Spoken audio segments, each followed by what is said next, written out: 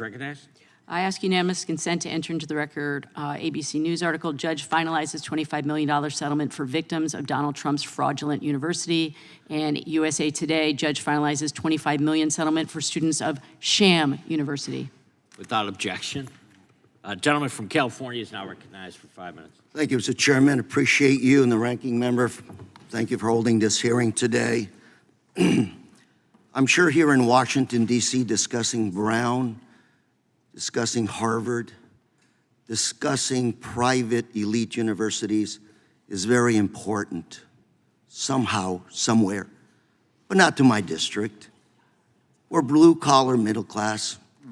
My dad wasn't a doctor. He was a union worker making cardboard boxes. And my mom used to clean hotel rooms at $1.50 an hour. And we managed to survive. My neighbors, myself, we were all in the same boat. We never thought about Harvard because we weren't going to have the grades, we weren't going to have the money, and we had to survive, pay the rent, pay the bills on a day-to-day basis. Appreciate holding this hearing today, talking about these elite institutions, but I can assure you back home, nobody gives a darn about this stuff. What they care about is how to survive on a day-to-day basis. Public policy, government subsidization of public education. What's that old saying? If it ain't broke, don't fix it. The GI Bill, World War II, over. The greatest generation comes back to the U.S. We decide to pay for their college education. We educated a generation, the greatest generation, that built the greatest country in the world on the government dime. My generation, I did go to the Harvard of the West Coast, Cal State Fullerton. Second-rate school, not a UC, but a Cal State. That was right for this kid from the hood. By the way, my tuition then was zero. Pell Grant, Cal Grant, paid for everything, and I skipped a few meals to make it happen. Here we are today discussing Harvard, Brown. I'm gonna have to go back and tell my constituents that the 2 or 3 hours we spent here today is gonna make a big difference in their life. I will tell you what they're looking at. Cal Grants, Pell Grants, cutting of Pell Grants, school loans.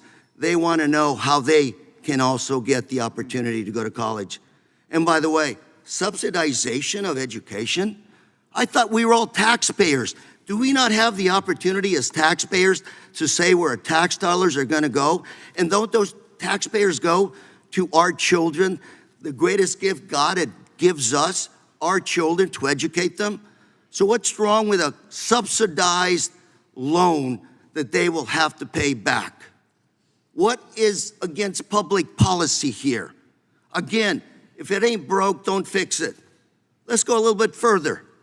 Current administration, public policy, research grants, California, immigrants.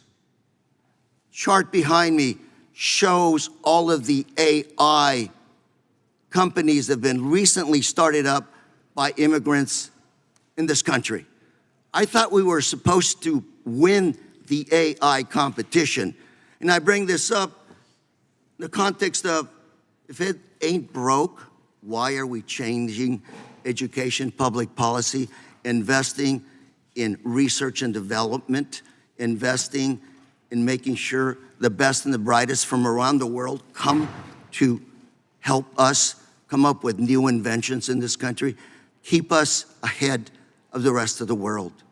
So again, what is it that's broke that we are trying to fix? Would the gentleman yield for question? Go ahead. Mr. Correa, thank you for your very passionate and eloquent remarks. What would have happened to you if you had not had access to Pell Grants and Cal Grants and public money to go to school? What would happen to your working class constituents today? Were you asking me to delve into a personal confession? The gift that my father gave me when I graduated from high school was, he said, Can't give you a watch. Can't give you something nice. But I can free you. You don't have to help us pay rent or pay the bills. You focus on studying, and that's where that financial aid came into being. This kid from the hood, who wasn't quite ready for college, was able to make it with that financial aid. Gentleman's time has expired. Now recognize Mr. Gooden from